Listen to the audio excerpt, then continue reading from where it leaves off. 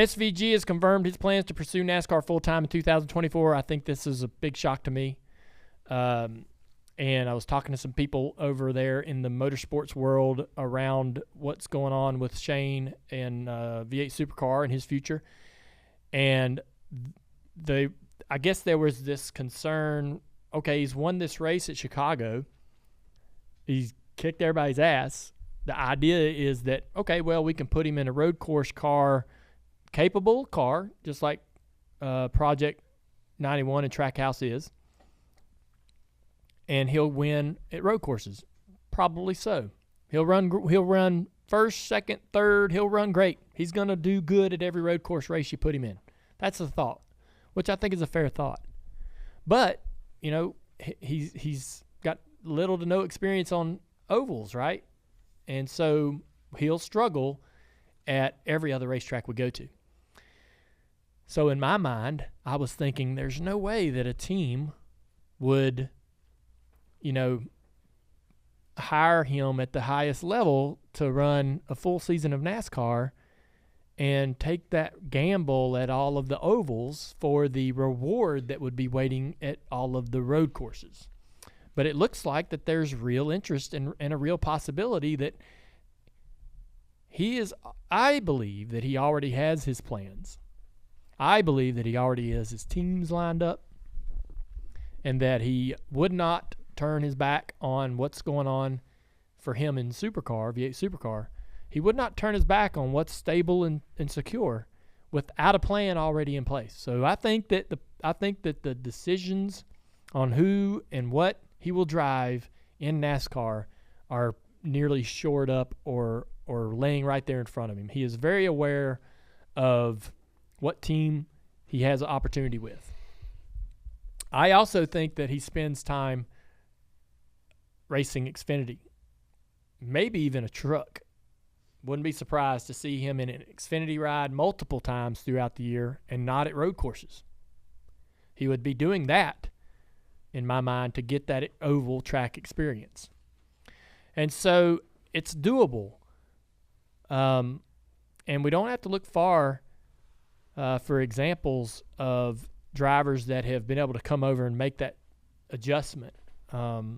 Marcus Ambrose is the perfect example of coming out of V8 Supercars. Listen, the V8 Supercar was the closest thing to NASCAR stock cars around the globe. And that got even closer when the next-gen car was built. NASCAR and Steve O'Donnell will tell you they built the NASCAR next-gen based off of the V8 Supercar. So for Shane and anyone to get in that car and feel comfortable makes perfect sense, and I think his adaptation to ovals will be even easier due to that than it was for Marcus. But I believe he absolutely has to race in the Truck Series. If not in the Xfinity Series, he needs to run as much as he can on ovals. And so I wouldn't be surprised for his plans to race full-time in NASCAR to include racing at those other divisions. We should probably go ahead and let the news come out that SVG is going to be on our show here in a week or so. Yeah, we can talk to him about this very thing. He'll be on our show next Thursday. So he'll be here in town, in studio, and he's not coming all the way here to do the Dale Jr. download. Well, I think he is, but he's going to also just do the Indy road course while he's over here on stateside. Yeah, he's coming back to racing NASCAR, but we get a chance to interview him about his plans, and we'll see what we can learn. We'll try to press him to release some information that maybe he wasn't prepared to. I'm trying to decide if I should do that to you right now because it seems like you're having educated opinions about this. Or am I wrong? I'm just hearing that, I was shocked. I did not think, even after watching him win at Chicago, I'm telling everybody that's asking me, like people in Australia are calling me going, hey, man, do you think there's any interest over there? He's curious. He really wants to do this. Do you think there's a team that would hire him? And I'm like, man, I don't know. I don't think so. Not full time. I think that he could come over here and probably run an unchartered car in all of the road course races next year. Maybe there's somebody that wants to do that. That's an expensive ask. But maybe Justin Marks would run him in every road course race. next year, but he's going to have to give up V8 supercars to probably do it. And would he do that? I just don't see it happening. And I just didn't think that somebody would put him in a car full time, given his inexperience on ovals. But somebody wants to try to fast track this guy on the ovals. He's going to have some opportunities in some Xfinity cars to gain that oval experience. Well, it certainly is an easier gamble to take, to your point, Dale, that this next gen car gives a team at least a different consideration, because you almost wonder what Marcos Ambrose was a freaking awesome race car driver. Man, I almost wonder what he would have done in this next gen car. Right. So other people that were like him that came over and tried NASCAR. All right, so wherever, I don't know if there's going to be an Xfinity / truck component. Let's just say that's going to be about a $3 to $4 million investment. Mm-hmm. Then you're going to have a full cup deal, which is anywhere from 15 to 20.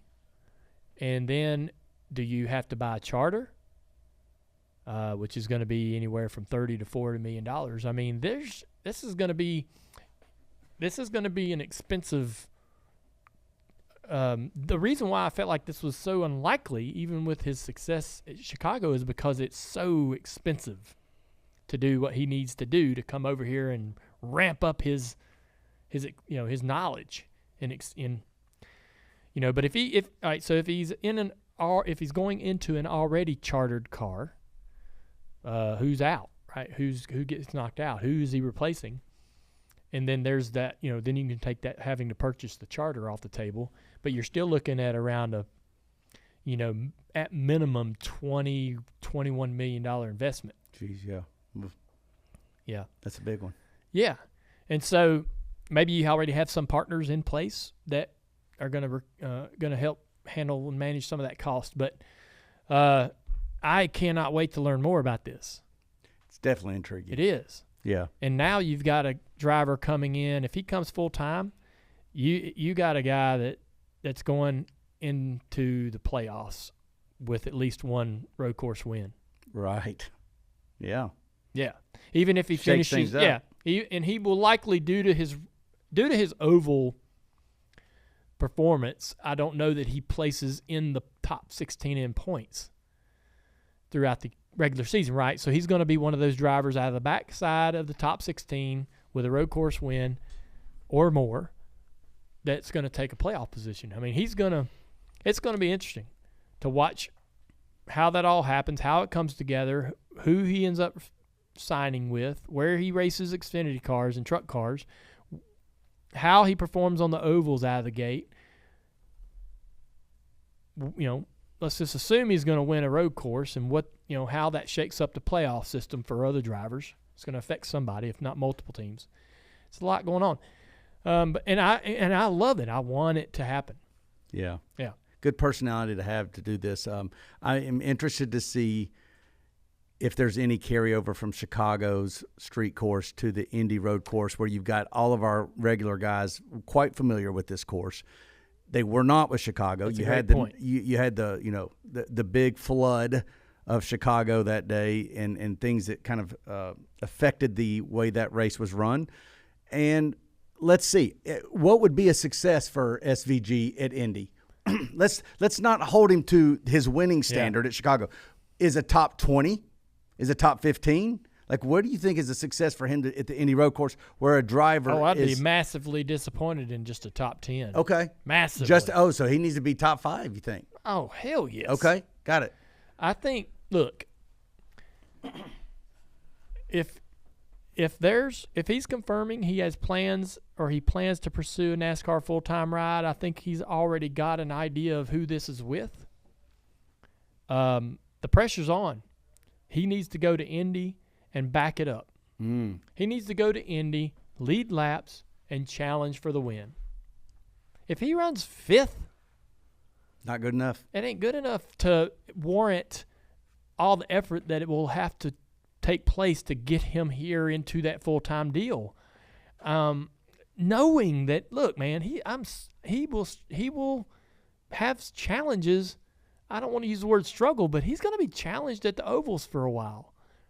You know, I mean, I doubt it comes naturally. And so,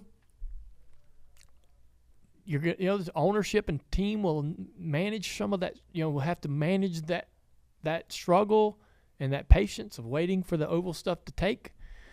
And if he's going to go to all of the other road courses that we all know well and be just top 5, is that enough?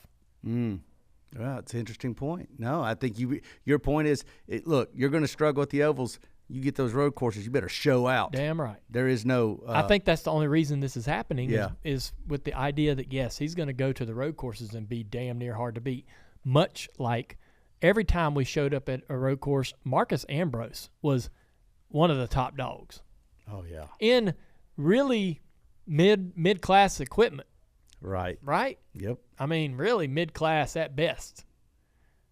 He would go to Watkins Glen, a track we all know very well, and running balls out with that 9 and 47 car. That 47, man, he was so good. Yeah.